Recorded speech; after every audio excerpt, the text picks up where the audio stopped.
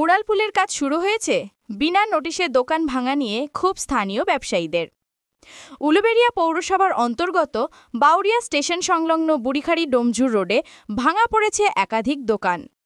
উলুবেড়িয়া পৌরসভার কর্তৃপক্ষের পক্ষ থেকে বিনা নোটিশেই চলছে উচ্ছেদ, আর তার ফলেই ভাঙা পড়েছে বহু ব্যবসায়ী প্রতিষ্ঠান, এমনই অভিযোগ স্থানীয় ব্যবসায়ীদের। রেল লাইনের উপর দিয়ে উড়ালপুল তৈরির জন্য গত 4 মাস ধরে কাজ শুরু হয়েছে। সেই থেকে শুরু হয়েছে এই উচ্ছেদ অভিযান। বাউরিয়ার বুড়িখালি ডোমজুর রোডে শুরু হয়েছে রেল লাইনের উপর দিয়ে উড়ালপুল তৈরির কাজ, আর তার জন্যই চলছে এই উচ্ছেদ অভিযান। কিন্তু এলাকার স্থানীয় ব্যবসায়ীদের অভিযোগ, আমাদের মহামান্য আদালতের পক্ষ থেকে 2025 সালের ডিসেম্বর মাস পর্যন্ত স্টে অর্ডার দেওয়া হয়েছে, তা সত্ত্বেও আমাদের দোকানগুলি ভাঙা হচ্ছে। স্থানীয় ব্যবসায়ীদের অভিযোগ, এক তো বিনা নোটিশে শুরু হয়েছে উচ্ছেদ, তার উপর আমরা ট্যাক্স দিয়ে আসছি আমাদের দোকানের জন্য। সেই নিয়েই মঙ্গলবার সকালে স্থানীয় ব্যবসায়ীরা ক্ষোভ প্রকাশ করলেন। ব্যবসায়ীদের দাবি, আমরা উন্নয়নের পক্ষে, কিন্তু বিনা নোটিশে উচ্ছেদ হচ্ছে, আমরা ক্ষতিগ্রস্ত হচ্ছি। তাই আমরা দাবি জানাচ্ছি, উচ্ছেদ হওয়া সকল ব্যবসায়ীকে পুনর্বাসনের পাশাপাশি যথাযথ ক্ষতিপূরণ দিতে হবে।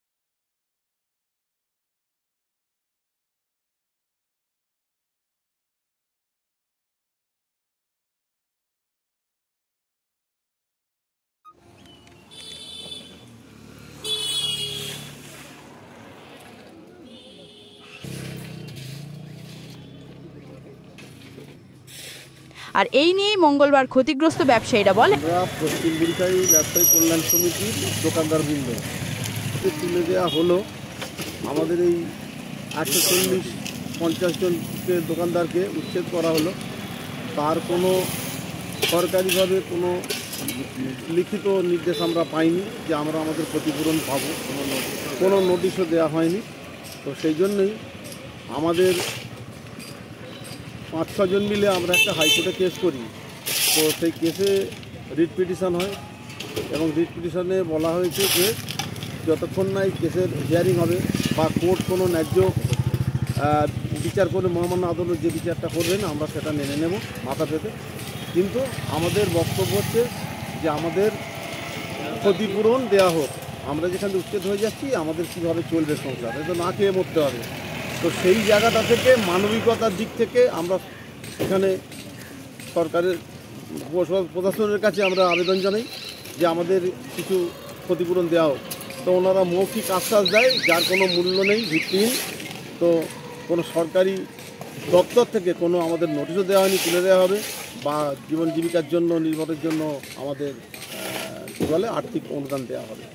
তো সেই জন্যই আমরা একটা হাইকোর্টে কেস করেছি। তারপরে রাতের অন্ধকারে এসে ঠিক আছে, যে অর্ডার দেয় ডিসেম্বর 2025 পর্যন্ত, হ্যাঁ, এবং হচ্ছে সাথে সাথে মহামান্য আদালত স্টে অর্ডার দিয়েছে। মহামান্য আদালত হচ্ছে 1 লক্ষ টাকা ফাইন জমা দিতে বলেন।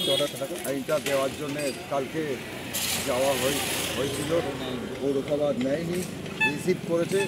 আজকের মধ্যে ওরা লয়ারের সঙ্গে মিটিং করে জানাবে বলেছে টাকাটা যাবে কি না, কীভাবে নেবে। আমরা সব রকমভাবে টাকাটা দিতে প্রস্তুত। ক্যাশ যদি নেয় ক্যাশ, চেক যদি নেয় চেক, ড্রাফট যদি নেয় ড্রাফট।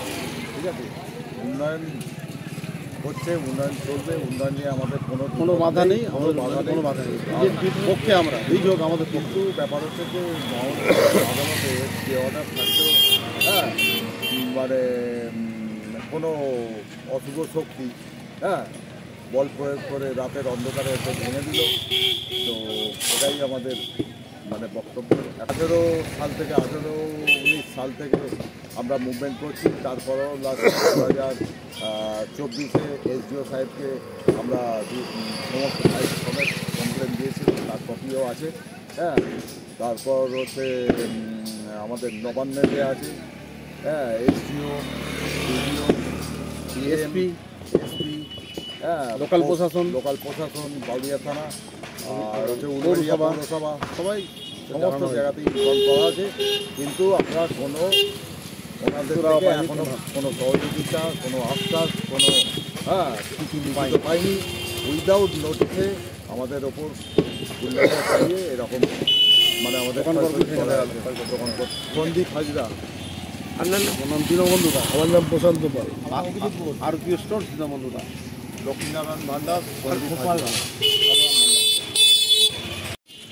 দেখুন, যে কোনো বিষয়ই হোক না কেন, এই ধরনের দোকানদারদের দোকান ভাঙা পড়ছে উন্নয়নের জন্য, উন্নয়নের প্রয়োজন আছে।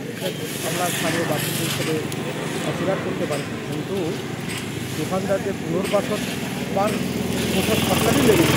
তাদেরকে নির্দিষ্ট জায়গায় সেখানে আইন মেনে সরকারি ব্যবস্থাপনায় এর বিকল্প ব্যবস্থা করে স্থানান্তরিত করা উচিত বলে আমি মনে করি। এবং ক্ষতিপূরণ এখানে যে দুর্ভাগ্যবশত আমরা যেটা দেখছি, এখানে এই যে দোকানঘরগুলো ভাঙা হচ্ছে সেগুলো কারা ভাঙছে, সেখানে আমরা তো কোনো প্রশাসনিক লেভেলে কারো তো উপস্থিতি আমরা দেখলাম না। দেখা যাচ্ছে রাতের অন্ধকারে এলাকার কিছু অসামাজিক লোক তারা এই ধরনের দুষ্কর্ম করে বেড়াচ্ছে, অথচ আইন আদালতের দ্বারস্থ হওয়া এবং লোকাল প্রশাসনকে জানানো সত্ত্বেও কিন্তু প্রশাসনের তরফ থেকে কোনো রকম ব্যবস্থা আমরা দেখতে পাচ্ছি।